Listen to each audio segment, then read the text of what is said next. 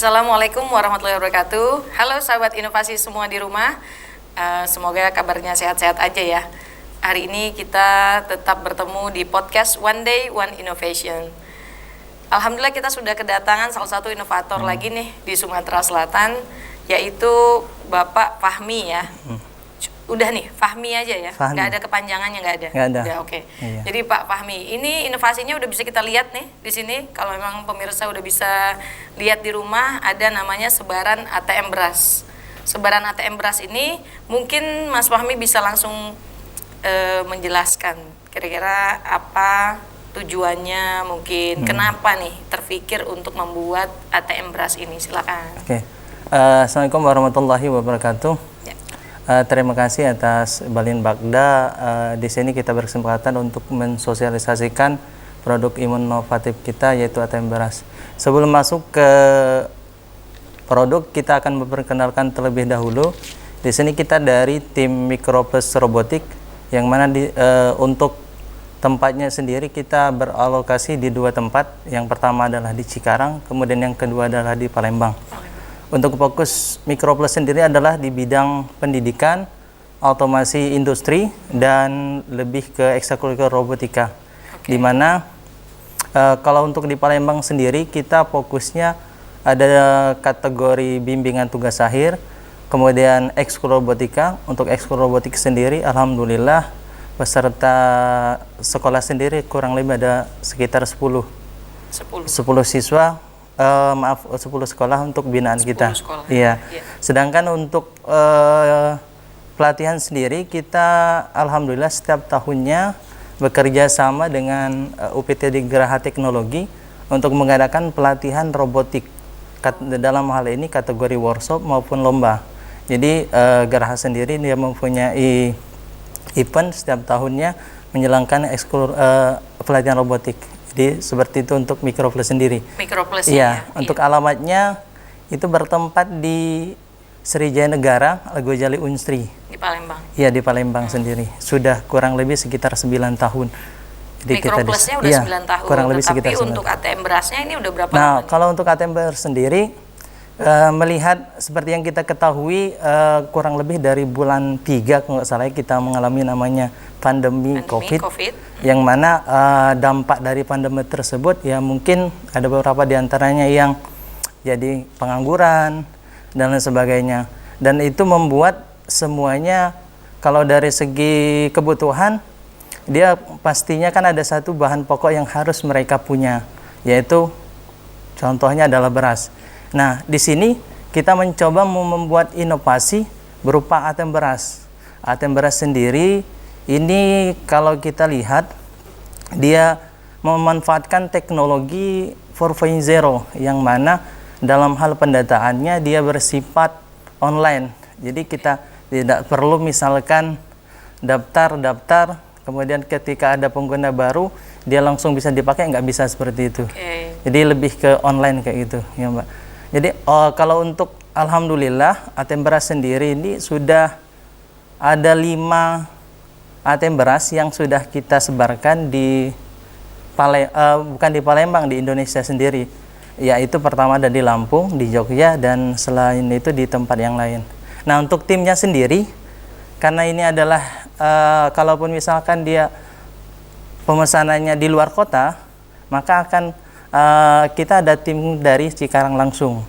Sedangkan kalau misalkan dalam area Palembang, nanti kita sendiri yang turun tangan seperti itu. Tapi base campnya untuk Microplus ini di Palembang. Di Palembang, iya. Cuman ini pemesanannya. Cuma sebelum kita beralih ke produk, gitu. Ini kan kita bisa lihat nih, ini sepertinya kan ATM beras mini ya. Tetapi kalau berdasarkan informasi dari Mas Fahmi sebelumnya, ini hanya yang dibawa itu yang mini. Iya, tapi betul. Sesungguhnya ATM beras itu ukurannya untuk ukuran sendiri kita ada 3 kategori. Jadi pertama adalah dari segi kapasitas 50 kilo, kemudian ada 100 kilo dan 200 kilo untuk gitu. ATM berasnya sendiri. Jadi kalau dari segi tinggi itu kalau kita desain ada sekitar 160 cm untuk tingginya. Itu yang 200 kilo? Ya 200 kilo. 200 kilo. Sedangkan untuk yang misalkan 50 kilo dan sebagainya di bensin rata-rata dia sekitar 80 cm. 80 cm. Iya, seperti itu. Yang ini memang versi nggak mininya. dijual. Ini nggak dijual. Jadi ini nggak cuma dijual, sekedar prototipe-nya aja nih. prototype, Kira-kira sekedar. seperti ini jadinya gitu. Nah, menarik sekali ya sahabat inovasi di rumah. Iya. Karena kita kan baru kali ini kayaknya lihat ATM. Setahu kita kan memang ATM itu bentuknya untuk uang ya. Iya, betul. Nah, ini untuk beras. Cuma yang saya penasaran dari tadi itu mungkin memang awalnya kita idenya tercipta karena di masa pandemi COVID itu kita butuh beras ya, itu kita butuh beras, masyarakat butuh beras, sehingga ini diciptakan. Nah, cuman background kena ini apa namanya ATM ini diciptakan tuh untuk membantu masyarakat. Gimana itu kira-kira? Oh iya. Seperti yang kita ketahui kan pandemi itu banyak sekali program pemerintah yang salah contoh misalkan dapat bantuan pekerja, sembako dan sebagainya. Kalau menurut kita ada mungkin beberapa tetangga dan sebagainya ada yang dapat, ada yang nggak dapat kan dari segi seperti itu. Jadi kita coba membangun sebuah sistem yang mana bisa tersusun seperti itu. Jadi maksudnya ketika ada orang yang dalam hal ini mungkin ketua RT yang tahu masyarakatnya apakah mampu atau tidak. Jadi di sini ketika sudah terdata, maka akan kita berikan dia sejenis kartu. Di setiap masyarakat kita berikan kartu, dan di dalam kartu ini nanti sudah ada nama mereka masing-masing. Input di dalam database ya? Iya, nanti data tersebut terinput ke dalam database, kemudian dia pada hari apa saja dia bisa mengambil ATM beras ini. Jadi enggak dia langsung misalkan, oh hari Senin ada semuanya hari Senin kayak gitu, pengalaman enggak seperti itu. Jadi dijadwalkan di dalam database-nya sendiri. Seandainya di jadwal itu belum gilirannya ibu itu, bisa nggak diambil? Maka akan diakumulasi di minggu berikutnya. Karena berarti kalau minggu berikutnya nggak bisa ngambil. Bisa, dia konsepnya seperti ini Mbak. Jadi programnya itu dibuat per minggu. Jadi masyarakat kan nggak mungkin 1 bulan kita kasih 1 kilo gitu ya. Jadi kita coba misalkan masyarakat itu dalam 1 minggu kita kasih jatah 2 kilo. Ketika dia lupa misalkan Mbak ya, minggu di hari berikutnya dia bisa ngambilnya. Seperti itu. Dan terakumulasi. Dan datanya itu ada tricode otomatis di database. Di kartu itu ya? Di kartu itu, jadi di database seperti itu juga. Misalkan si A dia ngambil sudah berapa kilo dalam 1 minggu misalkan, atau dalam 1 bulan, maka terikut di dalam database. Sehingga ini mempermudahkan bagi ini misalkan bukan pengguna ya, yang siapa, lebih ke masyarakat yang mempunyai ini maksudnya. Jadi bisa terdata kayak gitu, berapa jumlahnya sudah keluar. Jadi ini membantu donatur ya? Iya, seperti itu. Membantu donatur gitu namanya gitu. Jadi kalau setahu kita kalau memang mau memberikan bantuan itu kan para donatur ini memberikan dalam bentuk per karung gitu per paket gitu ya.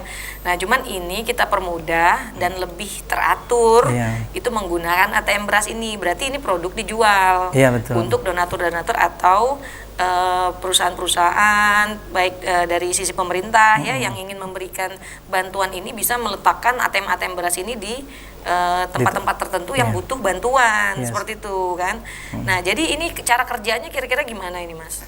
Kalau untuk cara kerjanya sendiri didemokan? Ya, Masnya siapa nih? Iya, Mas Effendi. Mas Effendi. Silakan Mas, didemokan tuh kira-kira gimana? Jadi setiap warga nih nanti dikasih kartu yang ada chipsnya ya? Chipsnya. Bisa di-scan di RFID-nya. Ada sensor ya. Jadi ini di dalam di dalam kartu ini sudah ada RFID-nya itu untuk mendata yang udah didaftarkan ya, didaftarkan dulu, terus ini udah bisa digunakan gitu. Terus ditempelkan ya? Iya, ditempelkan. Nanti kan keluar jumlah. Oh, ini yang sudah habis kuotanya, coba yang lain. Iya. Jadi ada berapa yang ya. Itu habis kuota. Yang ini yang belum nih. Ada kategori habis kuota, ada kategori yang enggak habis kuota. Kalau dia habis kuota maka nggak bisa diambil lagi gitu. Udah berarti udah expired gitu ya. Iya. Nah, ini statusnya oke nih. Nah, itu nanti berasnya bisa keluar langsung ke wadahnya. Iya, Terus bisa diambil. Sudah bisa diambil. Itu per berapa kilo? Kalau di sini kita buat ada kategori 1 kilo, itu sampai 10 kilo. 1 sampai 10 kilo? Iya, sampai 10 kilo. Jadi tergantung dari donatur sendiri mau memberikan kepada masyarakat itu berapa kilo. Berapa? Iya, kalaupun misalkan 2 kilo nanti akan otomatis keluar 2 kilo juga. Oh, jadi bisa diatur di dalam di dalam cardnya itu, di dalam kartunya itu, berapa haknya masyarakat kita untuk menerima ya, misalnya per minggu per 1 kilo atau per 2 minggu 1 kilo, ya sudah kita atur di dalam kartu di kartu itu gitu. Nah, itu yang ada chipsnya ya? Iya, sudah ada chipsnya. Oh, seperti itu. Jadi memang, tapi saat ini masih berapa? 5? Ini baru 5 yang alhamdulillah baru 5 ya. Baru 5. Ya, mudah-mudahan mungkin perlu sosialisasi. Betul, ya. Terus yang terlibat nih kira-kira siapa aja nih? Selain dari tim Microplus, Mas Fahminya berarti tergabung di dalam Microplus ya, ini sama timnya ya. Nah, ini ada nggak bantuan dari dunia usaha atau pemerintah untuk mengembangkan ATM beras ini? Dalam situs bukan situs, mohon maaf ya, media sosial kita mencoba menggalang dana bagi donatur. Jadi siapa saja yang ingin memberikan ATM beras ini, jadi kita buka, kalau kurang lebih 2 bulan yang lalu kita buat sejenis donasi seperti itu untuk membeli ATM beras ini. Jadi alhamdulillah sudah ada 1 unit dulu. Terkumpul dan kita sebarkan ke masjid. Ke masjid. Gitu. Jadi sebenarnya fungsi dari ATM beras lebih ke tepatnya pertama adalah ke masjid. Pada saat misalkan zakat fitrah, Mbak ya. Iya. Jadi kalau zakat fitrah itu kan terlalu repot bagi para panitia untuk membagikan satu persatu misalkan.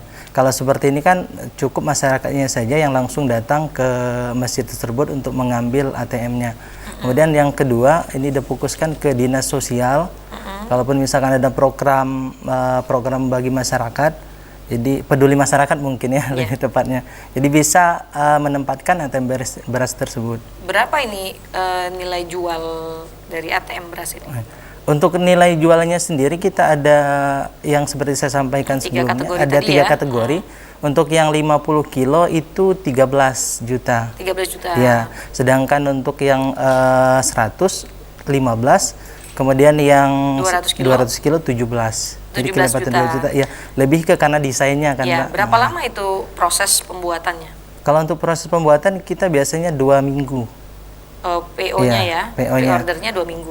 Karena kalau untuk pembuatan sendiri kan dia yang real, benar-benar real, dia pakai sudah bahan stainless seperti itu kan, dan benar-benar sudah memang berat dia berat namanya. Berat ya? Iya. Kurang jadi nggak mudah diangkut orang gitu, nggak mudah ya? Nggak bisa. Gitu. Jadi kurang lebih beratnya itu kalau kita ukur kemarin satunya tanpa isi, itu 20 kilo. Yang ukuran berapa nih? Ukuran yang 50 kilo. 50 kilo. Iya. Berarti di atas 50 kilo itu lebih berat lagi? Lebih berat lagi seperti itu. Gitu. Ya. Jadi kalau misalkan yang kemarin kan pemesanan di Lampung, jadi kita langsung datang ke sana, Mbak. Jadi untuk pertama memastikan bahwa barang yang kita kirim itu tidak rusak. Misalkan biasanya kan kalau yang nggak tahu yang lain ya, dia langsung kirim barangnya aja tanpa orang. Nah, kalau kita di sini kita sama tim. Jadi ada 2 tim. Ya. Iya, jadi memastikan bahwa alat ATM beras yang dikirim itu benar-benar berfungsi dengan baik dan kita kasih garansi seperti itu. Oke. Hambatannya kira-kira apa nih waktu kita mau membentuk membuat produk ini ATM-nya hambatannya apa kira-kira? Kalau dari segi hambatan sendiri kita sebenarnya lebih ke dana sih, Mbak. Dana ya? Iya. Karena kalau misalkan kita buat produksi banyak, tiba-tiba nggak ada yang pesan dan sebagainya, lebih ke kita. Berarti ini nggak available tanpa order ya?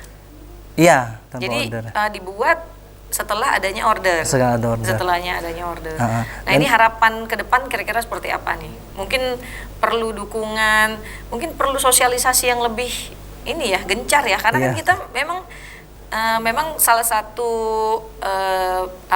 kebiasaan kultur di kita di Indonesia ini kan memang berbagi gitu, dan itu memang bisa dimanfaatkan. Salah satunya kita punya media untuk membagi ini. Nah, inovasi ini salah satunya Nah itu berasnya masih keluar. Jadi kira-kira apa nih harapan ke depannya? Harapan kita ke depan sebenarnya sih lebih ke mudah-mudahan dengan inovasi yang kita buat ini bisa pertama bermanfaat bagi masyarakat khususnya yang benar-benar membutuhkan, dan yang kedua adalah pemerintah mungkin dalam hal ini dinas sosial ataupun donatur lainnya untuk lebih tepatnya apa ya, mungkin menaruh ATM beras ini di tempat yang lain. Oh gitu. Dalam artian lebih ke apa ya, mungkin membuat program ya? Iya seperti itu. Jadi ada program pemerintah yang ditujukan untuk membantu masyarakat, tetapi menggunakan media inovasi ini, seperti itu. Jadi sampai saat ini belum ada nih? Belum ada sampai sini. Jadi kita coba buat kan. Kalau untuk medsosnya sendiri kita ada namanya ATM stripberas.com. Oh gitu. Jadi ada situsnya di situ. Atau media sosial? Media sosial maupun webnya. Oh gitu. ATM stripberas.com itu untuk ininya. Kalau untuk IG-nya sendiri ATM stripberas. Oh gitu. Jadi kita sosialisasi lebih ke media sosial karena memang kan sekarang lebih cepat kayaknya seperti itu. Apa namanya, menyebarnya gitu ya atas informasi ini. Nah, yang kita tahu kalau adanya memang inovasi ini itu pasti menggunakan teknologi ya. Iya betul. Nah, memang Microplus ini sudah terkenal di bidang microchips ya. Microchips ya, menghasilkan microchips yang memang digunakan untuk membuat produk-produk yang bermanfaat untuk masyarakat. Cuma dalam hal ini memang untuk ATM beras. Nah, memang berarti ini IT ya termasuk ya. Di dalamnya betul. Ada pakai microcontroller gitu. Pakai sensor juga nggak itu? Kalau di ATM beras ini kita desain nggak pakai sensor. Jadi karena sifatnya itu ke koneksi internet, jadi ketika stoknya misalkan ada berapa, itu sudah bisa diketahui di web. Jadi tanpa melibatkan sensor. Selain dana, apa lagi nih yang menjadi hambatan? Kalau dana kan udah memang mungkin dari itu ya, karena kita kan harus stok. Tapi saat ini kan seandainya tidak ada order, berarti tidak membutuhkan dana dulu kan? Gitu. Nah ini kira-kira apa nih selain dana, hambatan dari pembuatan ATM beras ini apa dari inovasi ini? Yang hambatan yang kedua lebih ke pembuatan mekanikalnya. Teknisnya ya? Iya, lebih ke teknis, karena kalau yang benar-benar real itu kita lebih presisi dia. Harus pertama kita cari dulu tempat pembuatan lasnya, kadang bahannya nggak sesuai dan sebagainya seperti itu. Karena kan kalau kita berikan langsung ke masyarakat harus benar-benar teruji ATM beras itu sendiri. Iya, jadi maintenance-nya juga nggak terlalu banyak kalau kita sudah berhasil menjual, mengimplementasikan ya. Ini pernah nggak waktu sebelum menghasilkan ATM ini nyoba terus gagal gitu, itu pernah nggak? Nyoba bikin ATM ini. Oh, nyoba bikin ATM beras ini. Ya kan kadang-kadang gitu tadi kan kendalanya nyari tukang lasnya yang benar gitu kan, itu berarti ada kendala ya. Kalau kita lebih kendala pertama kan kalau untuk mekanikal seperti saya sampaikan tadi, untuk program sendiri memang kita uji misalkan dari segi ini kan berhubungan dengan internet, Mbak. Pada waktu pengujian kadang tidak terkoneksi seperti itu. Kadang juga sih kartunya nggak kebaca. Itu kan di luar kendali ya. Di luar kendali dari kita. Termasuk juga kalau bentuk yang mini ini kan seperti yang kita lihat, dia kalau jatuh kan ada yang tumpah-tumpah gitu. Iya betul. Jadi masih jadi ini pakai listrik ya. Iya. Ya itu tadi inovasi ini sangat berguna ya untuk masyarakat karena salah satu media yang bisa kita gunakan untuk membantu para donatur untuk berbagi.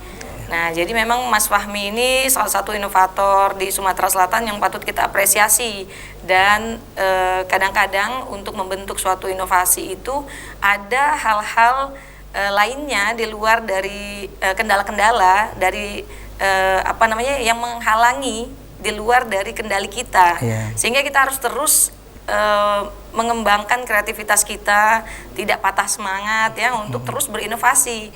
Makanya kreativitas dan tetap konsisten, semangat itu diperlukan.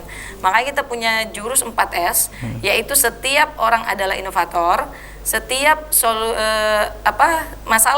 setiap masalah itu menjadi peluang inovasi. Kemudian setiap solusi harus sinergi dan setiap inovasi harus konkret hasilnya. Seperti ini yang Mas Fahmi lakukan ini adalah dari inovasi yang dilakukan adalah konkret hasilnya menghasilkan suatu produk yang bermanfaat bagi masyarakat. Terima kasih Mas Fahmi dan tim yang sudah hadir pada hari ini. Bertemu lagi dengan kami di podcast One Day One Innovation selanjutnya. Wassalamualaikum warahmatullahi wabarakatuh.